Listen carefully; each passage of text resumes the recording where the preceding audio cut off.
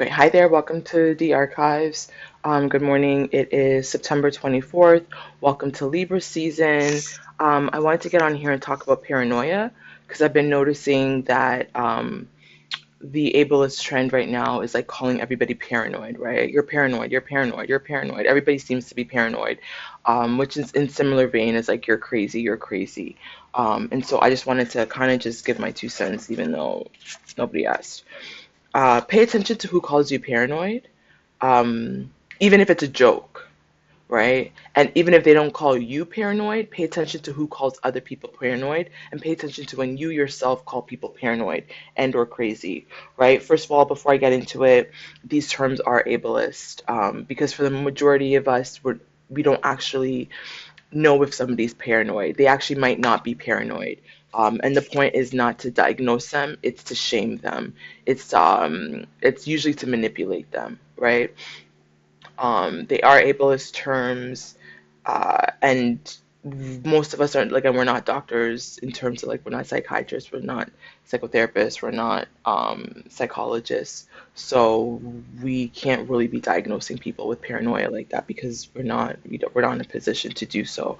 More often than not, it's usually I find usually it comes like sometimes again overgeneralization, but in my life it's usually been sometimes men that have been calling me paranoid. I have had a psychiatrist call me paranoid or tell me that it was paranoia when I explained what was going on. Again, my previous video on the Brad J. Lamb challenge a decade ago in 2014, 2015, 2016, when I started to recognize certain patterns and I would bring it up to people, people would give me that. You're being paranoid. You're crazy. Um, my father visited me in Ottawa once, and when I told him like this, I think this is what's going on with my technology, and I feel like I'm being watched. He told me technology doesn't work like that, right? I had a similar conversation with my brother. He said that I don't know what you're talking about. You're crazy, right? So a lot of people will repeat that. You're paranoid. You're crazy. Pay attention to that because people who actually love you, they're not going to just throw a name out at you, right? If anything, they will ask you more questions. Why do you think this is happening? Tell me more about this. And the more they get you to talk about it, the more then you might actually sound paranoid to yourself, right? And you might be like, "Oh, I do sound a little bit paranoid." But people who actually care about you, people who actually love you, people who want the best for you, your people won't just be like, "You're paranoid." Right? Those are usually people who don't care about you, who are trying to manipulate you, or who you have caught red-handed and they can't be accountable. So now they have to deflect and say, you are the problem. You are the paranoid one. What are you talking about? An example of this, I saw somebody, this girl posted on TikTok and it made its way over to Instagram. And basically, she was at the gym working out and on the treadmill, and somebody was behind her. And she noticed in the mirror that he was filming her, and she stopped, she got off, and she went to him and was like, "Why are you filming me? I can see you taking pictures of me. I can see you recording me. Why are you doing? Please stop." And he was like, "I'm not doing that. You know, you're crazy. You're paranoid. Get over yourself." That he told her, "Get over yourself. I'm not doing that." And she's like, "I literally saw you doing it. Can you, so then show me your phone." And he showed her phone, his phone, and lo and behold, there were her pictures in the film, the videos of her, right? And she made him delete it. But that's usually what's happening is more oftentimes than not, you have caught somebody doing something they didn't, and then you have confronted them directly. And because they don't want to be seen or implicated or whatever, they'll lie to you. But instead of just lying and being like, "No, I don't think that, I don't know what you're talking about," then they have to go the extra mile to then throw a label at you. You're paranoid, you're crazy, right? It is a form of gaslighting. It is a form of manipulation. And so, and often, sometimes people do get paranoid, right? If you guys remember Foucault's Panopticon, so Michel Foucault talked about how the Panopticon, there's a watchtower in the middle, and then all of the prisons are situated in a circle around the watchtower. And the whole point of putting the watchtower with the guards in the middle is so that the guards can look at all of the prisoners 360, right? The prison guards are in the middle. They get to see all around, whereas the prisoners are outside, and they can't see inside the watchtower. right? Because it's like tinted windows. And the whole point of that is to make you paranoid because the prisoners cannot see whether they're being watched or not. The conditioning is you're eventually going to think you're always being watched. So pay attention to that also in the age of surveillance, right? People will become more paranoid, 100%. But that's the whole point. Michel Foucault tells us that. The whole point is to make you paranoid. So then you will always be on your best behavior because you always think that somebody's watching you. Even if a prison guard is not there, even if nobody is in there watching you in that watchtower, you can't see them not watching you. So your assumption is somebody's always watching you, somebody's always watching you, right? That does become a form of paranoia. Does that mean that somebody's not watching you or has never been watching you? No. Maybe the guard is on break right now, so you might be paranoid because he's not there. But it doesn't mean that the guard doesn't have the potential to still watch you. It doesn't mean that that's the whole point of the Panopticon, right? So I just want to throw that out there is yes, absolutely. It is crazy making, right? And so you will become paranoid just by virtue. But at some point, you were right on some level. Your intuition was right. And I'm asking us to listen to our intuition and not always listen to people who don't care about us, who are trying to manipulate us and just preserve their own self interest. It's in my own best self interest to lie to you and say, I don't know what you're talking about. I'm not watching you. And they might not be watching you, but, but you might still be being watched. And instead of telling you the whole truth, they don't want to get into it. I don't want to be bothered. You're paranoid, right? Um, it is a form of gaslighting. Uh, so intuition could be scary to a lot of people.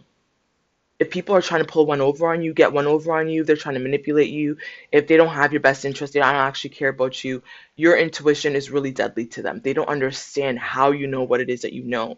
And because intuition is not something that you can pinpoint, it's not here in the physical, it's very easy to make you feel like you're crazy. How do you know that? You can't tell what's in my heart. I am not a racist. I am not a white supremacist. You don't know what's in my heart. Is it the ill doctrine that did the thing on racism and said that? Right? Yeah. And so how do you prove it? Well, you're like, no, I know that this thing is happening. I see you smiling in my face, but your energy says that you are bitter, you are angry, you don't like me. And they're like, you're just paranoid. Rather than being like, oh shit, she's on to me. How does she know I don't like her? I'm smiling, I'm doing and saying all the things to make you think that I like you, right? They don't understand how that works. That is the indigenous technology that freaks a lot of people out, right? And so now you are crazy. Now you are paranoid. Um, Listen to your intuition. Pay attention to your gut feeling, because almost always the person is negotiating their own shame of being confronted. They weren't expecting you to catch them, and they for sure weren't expecting you to confront them face to face. So there's a lot of shame that comes up, which leads to deflection, because they can't be accountable. This is really dangerous because it makes people feel crazy. It makes people go crazy. I went crazy. And then when you start to set traps to see, fine, if I'm so paranoid, dear journal, I hate your stinking guts. Remember the little rascals? Alfalfa when he wrote, Dear Darla, I hate your stinking guts. Meanwhile, that's not what he was writing. If I'm so paranoid, why are you so mad? If I'm so paranoid, why are you so mad? Oh, wow, we're not friends no more? I thought you weren't reading it. I thought you couldn't see that. Why are you so mad? Right? It makes you go crazy. Then you start doing things that are not in your best integrity, and now people are like, oh, look at her. Look at what she does behind the closed doors when she thinks no one is looking. Is it that I don't think no one is looking, or I think someone is looking and I'm putting on a show to make sure to catch you whether you're looking or not? Don't do that, right? I did that. It doesn't work. Um, but it does, and it won't make you go crazy. So I actually wanted to share the psychological term of what paranoid is, right? So again, according to Gemini, it says the term paranoid in psychology is primarily defined by the American Psychiatric Association, the APA, in the context of paranoid personality disorder. So this is actually, I don't like the word disorder, but this is a disorder. And it's characterized by pervasive patterns of unwarranted distrust and suspiciousness of others. Unwarranted. Sometimes it is warranted and you just clock something, But the actual psychological definition is unwarranted distrust and suspiciousness of others. People with PPD interpret the motives of others as malicious, even without significant justification. This pattern begins early childhood and is present in a variety of contexts. So, um, the APA's diagnostic and the DSM-5, which is the APA's Diagnostic and Statistical Manual of Mental Disorders, um, PPD falls under cluster A, right, which is odd or eccentric cluster of personality disorders. So a person is diagnosed with PPD if they exhibit a pervasive distrust and suspiciousness of others, such that their motives are interpreted as malevolent, indicated by four or more of the following. Please pay attention to four. Suspects without sufficient basis. Suspects without sufficient basis. The others are exploiting, harming, or deceiving them. Again, I have an issue with the DSM because, like, black people are like, white people are racist or white supremacists, and they're like, oh, you are just suspicious. They're not harming you at all. That young boy on at the Mississippi campus did not, he was not lynched. He hung himself. And we're like, that black man did not hang himself. He was lynched. They're like, oh, you're paranoid. But unless you have hard facts, you cannot prove that. And so they will now use that to diagnose you with a mental illness, which is why I also low key can't stand a lot of Western psychiatry.